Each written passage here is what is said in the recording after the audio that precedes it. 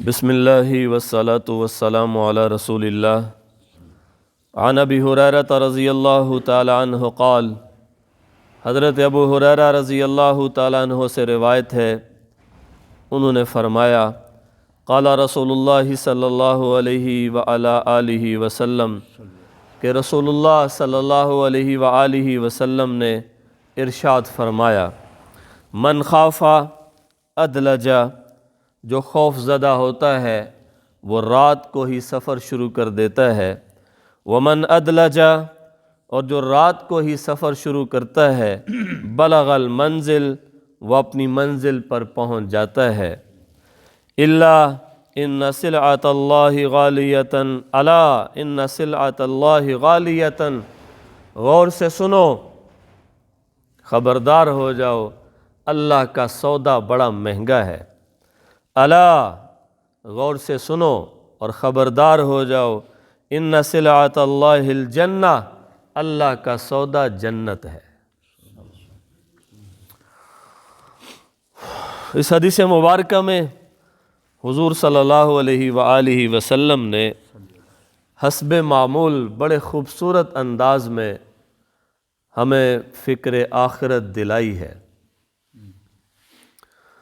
اور فرمایا کہ جو شخص اپنی منزل پہ پہنچنے کے بارے میں فکر مند ہوتا ہے کہ میں اپنی جگہ پہ ٹائم پہ پہنچ جاؤں، اپنی منزل پہ وقت پہ پہنچ جاؤں، تو وہ رات سے ہی کیا کرتا ہے، سفر شروع کر دیتا ہے یا سفر کی تیاری شروع کر دیتا ہے۔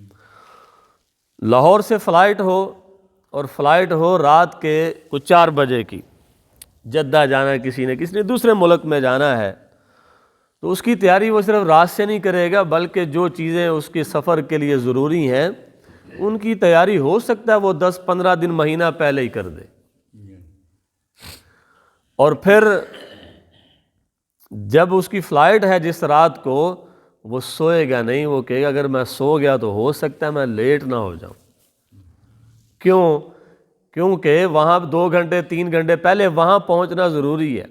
کوئی اسے کہنے والا جب یہ کہے کہ اتنی جلدی میں کیوں ہو، کوئی بات نہیں، 4 بجے کی فلائٹ ہے، 3 گھنٹے کا سفر ہے، گاڑی پہ موٹر وے کا سفر ہے، وہ کہے گا پاجی 3 گھنٹے پہلا اتنے پہنچنا ہے۔ اور اگر وہ پہلی دفعہ جا رہا ہے تو پھر وہ اور زیادہ فکر مند ہوگا، کیونکہ اسے جو اس نے بتایا ہے ٹریول ایجنٹ نے کہ بھائی 4 گھنٹے پہلے پہنچنا، وہ 4 گھنٹے پہلے پہنچے گا۔ گاڑی والا اسے لا کے کہ یار ساڑھا روز دا کام ہے، وہ کہے گا نہیں پا، منو نے کیا ہے کہ 4 گھنٹے پہلے۔ اب کتنے فکر مند ہم ہوتے ہیں، حالانکہ یہ جو سفر ہے یہ بالکل عارضی سفر ہے۔ اور میں اکثر ایک جملہ کہتا ہوں، جب لوگوں کے رویے سامنے آتے ہیں، لوگوں کے جو ہے وہ مختلف کمنٹس کسی کے بارے میں بھی آتے ہیں، تو میں کہتا ہوں یار پریشان ہونے کی ضرورت نہیں، یہ دنیا گزرگاہ ہے، قیام گاہ نہیں ہے۔ یہ دنیا گزر گیا ہے، تو گزرگاہ میں اگر کوئی تھوڑا بہت کوئی حالات اس طرح کے آ جائے تو گھبرانا نہیں چاہیے۔ ہم کون سا یہاں پہ عارضی ڈیرے ڈالنے والے ہیں؟ تو اس لیے جو چیز جہاں پہ ٹھہرنا نہیں ہمیشہ کے لیے، اور وہاں پہ ایسے کام کرنا جہاں ہمیشہ ٹھہرنے والے کیا کرتے ہیں، یہ بالکل نادانی اور بے وقوفی ہوتی ہے۔ تو حضور صلی اللہ علیہ وسلم نے فرمایا جسے سفر کا خوف ہو، ہاں جی، کہ میرے منزل پہ پہنچنا ہے، وہ رات کو ہی تیاری شروع کر دیتا ہے۔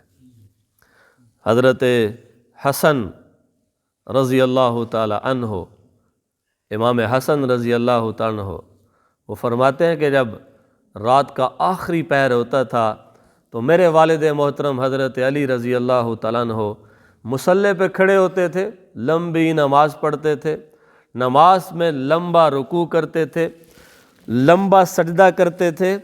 جب نماز پڑھ کے فارغ ہوتے تو پھر اپنی داڑھی کو پکڑتے اور اپنی داڑھی کو پکڑ کے کھینچتے۔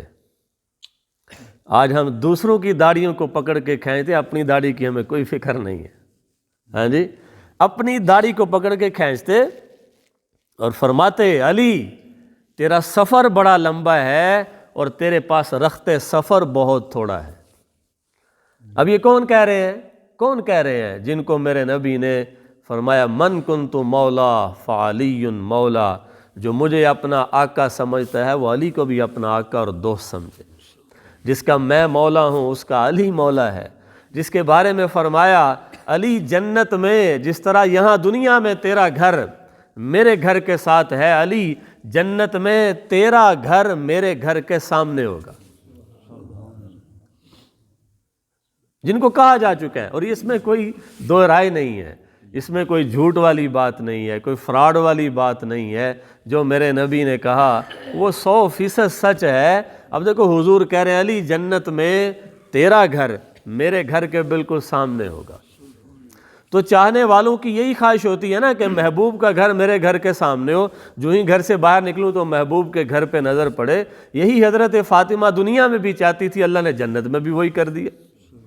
وہ حضرت علی کہ جن کا مقام اور مرتبہ اتنا بلند ہے کہ ہم بیان نہیں کر سکتے، حضرت علی رضی اللہ عنہ کیا کہہ رہے ہیں؟ داڑھی کو پکڑ رہے ہیں، اور بیٹے کہہ رہے ہیں میرے والد داڑھی کو پکڑتے اور داڑھی کو پکڑ کے اپنے آپ کو ہلاتے اور کہتے علی تیرا سفر بڑا لمبا ہے اور تیرے پاس رخت سفر بہت تھوڑا ہے۔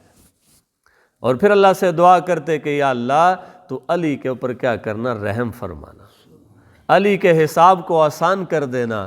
اب دیکھو کہ جو جنت میں جن کا جانا 100% یقینی ہے، اب دیکھو وہ کتنی آہوزاری کر رہے ہیں، اور ہمارا بے یقینی ہمیں تو پتہ ہی کوئی نہیں، ہمارا اگلے دن کا نہیں پتہ، اگلے لمحے ہم یا آج ایماندار ہیں کل کو بے ایمان ہو جائیں گے، پتہ ہی کوئی نہیں، اور ہم اتنے بے فکر ہیں کہ جناب کوئی پرواہ نہیں۔ کیوں؟ کیونکہ ہمیں آخرت ہمارے سامنے نہیں۔ میرا ایک دوست ہے وہ لینڈ ریکارڈ میں جاب کرتا ہے، تو اس کے پاس میں بیٹھا تھا، تو اسے میں نے کہا یار تانوں آخرت نہیں یاد، تو ہی جڑے نا لینڈ ریکارڈ والے پٹواری سے تانوں آخرت نہیں یاد، یہ اس کے الفاظ آپ کو سنانے لگا۔ تو وہ کہتا ہے آپ صاحب قسم کھا کے کہنا کہ ساڈے مسلمان کہنا جو ساڈے حالات اپنے بارے میں کہتا ہے جو ساڈے حالات نے نا واقعتاً سانوں آخرت یاد نہیں رہی، واقعتاً ہمیں آخرت یاد نہیں۔ اور اکثر مسلمانوں کا یہی حال ہے، یعنی ایسے دنیا میں رہ رہے ہیں کہ جیسے اسی دنیا میں رہنا ہے اور مرنا بھی نہیں ہے، رہنا بھی ادھر ہی ہے مرنا بھی نہیں ہے۔ تو میرے نبی نے ہماری توجہ دلائی ہے من خافا، جو اپنے لمبے سفر کے بارے میں اپنی منزل کے بارے میں خوف زدہ ہوتا ہے وہ رات کو ہی کیا کرتا ہے؟ سفر شروع کر لیتا ہے۔ اور ومن ادلج بلغ المنزل، جو رات کو سفر شروع کرے گا وہ منزل پہ پہنچ جائے گا۔ وہ تھوڑا تھوڑا بھی، جیسے وہ کچھوے اور خرگوش کی کہانی ہم نے بچپن میں پڑھی تھی، ہاں جی، تو کچھوے کی چال بھی چلتا رہے گا نا، تھوڑا تھوڑا تھوڑا نیک عمل کرتا رہے گا، اپنے آپ کو تھوڑے برائی سے بچاتا رہے گا، آہستہ آہستہ آہستہ ایک وقت آئے گا وہ منزل پہ پہنچ جائے گا۔ لگا تو رہے اچھائی کے راستے پہ چلنے کی کوشش تو کرتا رہے۔ تو فرمایا جو رات کو ہی تیاری شروع کر دیتا ہے یا سفر پہ روانہ ہو جاتا ہے بلغ المنزل، وہ اپنی منزل پہ پہنچ جاتا ہے۔ اگلی بات جو آپ نے ارشاد فرمائی الا ان سلعۃ اللہ غالیہ، فرمایا غور سے سنو اللہ کا سودا بڑا مہنگا ہے۔ تم لوگ سستا سمجھ رہے ہو، بڑا مہنگا ہے، ہاں جی۔ اور پھر فرمایا اللہ کا سودا کون سا ہے؟ الجنہ، الا ان سلعۃ اللہ الجنہ، اللہ کا سودا جنت ہے، اور اس کا مطلب جنت بڑی مہنگی ہے، کوئی سستی نہیں ہے۔ اگر جنت سستی ہوتی تو پھر جو اللہ کے نیک بندے ہیں وہ اتنی مشقتیں نہ اٹھاتے، اتنی ریاستیں نہ کرتے، اتنے مجاہدے نہ کرتے، اپنے نفس کو نہ مارتے، اپنی میں کو نہ مارتے، اگر جنت اتنی سستی ہوتی۔ تو اس لیے حضور نے فرما دیا اللہ کا سودا بہت مہنگا ہے۔ سارعوا الی مغفرۃ من ربکم وجنۃ عرضها السماوات والارض اعدت للمتقین، اللہ فرماتے ہیں میرے بندو بھاگو اللہ کی مغفرت کی طرف، بھاگو، جلدی کرو، کہیں دیر نہ ہو جائے، جلدی کرو۔ لنگر بٹ رہا ہو تو بندہ کیا کرتا ہے؟ بھاگتا ہے کہ یار کہیں ختم نہ ہو جائے، ختم نہ ہو جائے، تو بھاگو، جلدی کرو الی مغفرۃ من ربکم، اپنے رب کی بخشش کی طرف، اللہ سے معافی مانگ لو۔ اللہ جب تمہیں معاف کر دے گا پھر کیا ہے؟ اور اس جنت کی طرف بھاگو جس کی چوڑائی زمین و آسمان کی طرح ہے، یعنی زمین و آسمان سے بھی زیادہ بڑی وہ کیا ہے؟ وہ جنت ہے۔ تو فرمایا اس کی طرف بھاگو، اعدت للمتقین، جو ان لوگوں کے لیے تیار کی گئی ہے جو متقی اور پرہیزگار ہیں، جو دنیا کو گزرگاہ سمجھتے ہیں، قیام گاہ نہیں سمجھتے، جو تقوی کے ساتھ چلتے ہیں، طہارت کے ساتھ چلتے ہیں، اپنی زندگی کو پاکیزگی کے ساتھ چلاتے ہیں، یہ جنت ان لوگوں کے لیے ہے، گندے لوگوں کے لیے نہیں، حرام کھانے والوں کے لیے نہیں، حرام کرنے والوں کے لیے جنت نہیں ہے۔ میرے نبی نے فرمایا جنت کو اللہ نے ہر حرام کمائی سے پلنے والے جسم کے اوپر حرام کر دیا۔ جنت حلال مال سے پلنے والے جسم کے لیے ہے، حلال کام کرنے والوں کے لیے ہے۔ اعدت للمتقین، فرمایا پرہیزگاروں کے لیے جنت تیار کی گئی، پرہیزگاروں کے لیے۔ تو بہرحال اللہ کا سودا اتنا سستا نہیں، جنت بڑی مہنگی ہے۔ چھوٹا سا گھر بنانا اور کتنی مشقت کرنی پڑتی ہے، بالوں میں سفیدی آ جاتی ہے، ماں باپ کے بال سفید ہو جاتے ہیں، کالے بال تھے، ہاں جی، پھر فکر کر کر کے بچوں کو پڑھانا بھی ہے، بڑا بھی کرنا ہے، پھر ان کی شادیاں بھی کرنی ہیں، پھر ان کے گھر بھی بنانے ہیں۔ تھوڑی سی مختصر سی زندگی کے اندر ایک مختصر سا گھونسلہ بنانے کے لیے کتنی تگ و دو کرنی پڑتی ہے، اور جنت جو ہے ہی اتنی بڑی، اس کے لیے کوئی تگ و دو نہ ہو، کیسے ہو سکتا ہے؟ حضرت آدم علیہ السلام سے حضور کی ملاقات ہوئی شب معراج میں، تو جب حضرت آدم علیہ السلام سے ملاقات ہوئی واپسی پہ، تو جانے لگے، جب حضور واپس آنے لگے تو حضرت آدم علیہ السلام نے فرمایا کہ جا کے اپنی امت کو میرا سلام کہیے گا، اور ان کو ایک پیغام دیجیے گا کہ جنت ایک چٹیل میدان ہے، اس کے اوپر کوئی محل نہیں ہے، اس کے اوپر کوئی باغ نہیں ہے، کوئی نہر نہیں ہے، ہاں تمہارے اپنے ہاتھوں سے اس کے اندر کیا لگیں گے؟ پودے لگیں گے، محل بنیں گے، نہریں جاری ہوں گی۔ کیا مطلب؟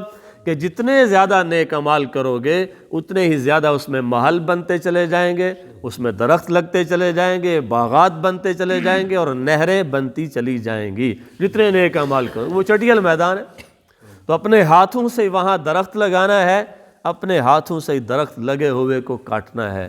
یہ میرے اختیار کے اندر ہے، اللہ نے میرے اختیار میں دیا ہے۔ تو اس لیے دو چیزیں ہمیں سمجھ آ گئی اس حدیث مبارکہ سے، ایک یہ کہ ہمارا جو سفر ہے وہ پر خطر ہے، آسان سفر نہیں، بڑا لمبا سفر ہے، ہاں جی۔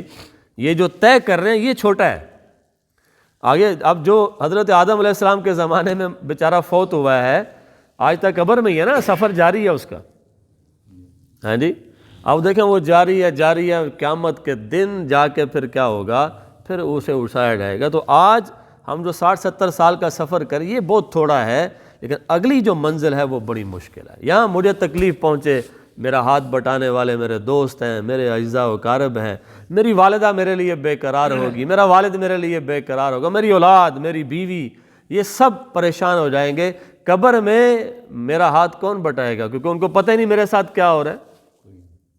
کون ہاتھ بٹائے گا؟ کوئی ہاتھ نہیں بٹائے گا، ان کو تو پتہ ہی نہیں ہوگا، وہ تو اپنی موج مستیوں میں مگن ہوں گے۔ ہم اپنے مردوں کو آج کتنا یاد کر رہے ہیں، مرے ہوئوں کو کتنا یاد کر رہے ہیں، کتنی ان کے لیے دعائیں کر رہے ہیں، یا کتنا ان کی قبر پہ حاضری دے رہے ہیں، ہم خود سوچیں۔ تو اس لیے بڑا لمبا سفر ہے ہم سب کا، تو اس کے لیے بھرپور تیاری رکھیں، روزانہ کی بنیاد پہ اس کے لیے تیاری کریں، اور اپنا محاسبہ بھی کرتے رہیں کہ آج میں نے اپنی آخرت کے لیے کتنا توشہ آگے بھیجا ہے، کتنا میں نے اس دنیا کے لیے کیا ہے، اور میں نے اپنی آخرت کو کتنا آباد کیا ہے، کتنا برباد کیا ہے۔ جب تک ہم اس کا محاسبہ نہیں کریں گے ہم راہ راست پہ نہیں آ سکتے۔ اللہ تبارک و تعالی ہمیں ہمیشہ اپنی آخرت کو سامنے رکھ کے زندگی گزارنے کی توفیق عطا فرمائے۔